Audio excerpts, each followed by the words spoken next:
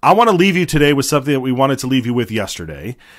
So I'm just going to kick it over to Senator Brian Lenney. He posted this on his X account, and we think it's worth paying attention to. And so with that, we'll let Senator Brian Lenney close out the show, and we'll see you tomorrow. Hey, it's Brian Lenney here, Nampa, Idaho's senator, one of Nampa, Idaho's senators. I'm sitting here hanging out with the chickens. See, there's some of the chickens. And I was thinking about how unfortunate it is that Idaho has so many liberal Republicans. You know, we're in a Republican-controlled state, from the executive branch to the House to the Senate. It's run by Republicans, yet we keep running into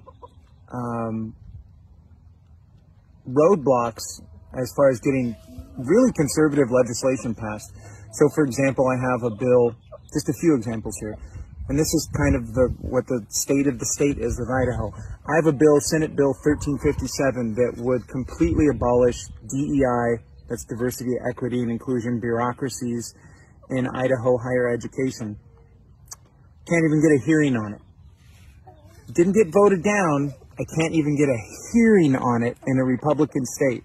While there's other states like Oklahoma, Florida, that are Utah, that are dismantling diversity, equity, and inclusion. I had another bill that died in committee that passed the House overwhelmingly. So this was a bill to limit the power of Idaho's public health districts. Now, these are the ones responsible for the lockdowns, the mask mandates, the social distancing, snipers on roofs, closing public meetings, arresting moms in parks. They were the ones who gave all these health edicts. And I had a very simple bill that just gave them a layer of accountability and says the public health districts cannot do whatever they want, literally whatever they want. That died in committee. We had Republicans voting against that because they think public health districts should have no limits on their power. So that was unfortunate.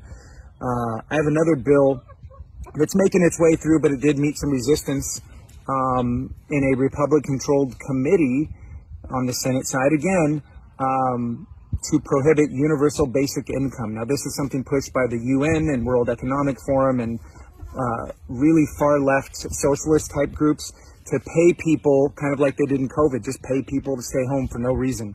There's no requirements. They just give them money in the name of equality. So that met a roadblock. Hopefully we'll be able to get that through.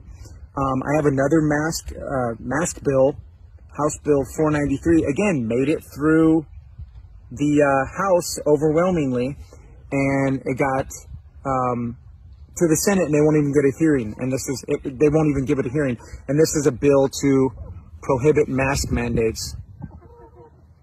There's one of the cluckers right there. It's a bill to prohibit mask mandates in Idaho as far as government agencies instituting mask mandates. Did that make it through? Not only it made it through the House, I presented it in committee, and it passed the House floor overwhelmingly, can't even get a hearing in the Senate. So these are a few examples. There's more. I could sit here for an hour and tell you about different bills that passed and didn't pass, but that's what we're up against, and that's why we need to elect more conservatives in May of this year. So get out there and vote. Put a big red circle on May 21st, 2004 on your calendar, because that's when the Republican primary is, and that's where you get to choose what type of Republican you have in office, representing you in the Senate and the House. Do you want a liberal Republican, a statist Republican? Do you want conservative, liberty-minded Republicans? You get to vote May 21st. So go circle your calendar and vote conservative, vote for liberty candidates. I'm going to go put my chickens away. Thanks for watching. This bill, I think, it puts a stake in the ground that says we have a sovereign right to protect what's ours.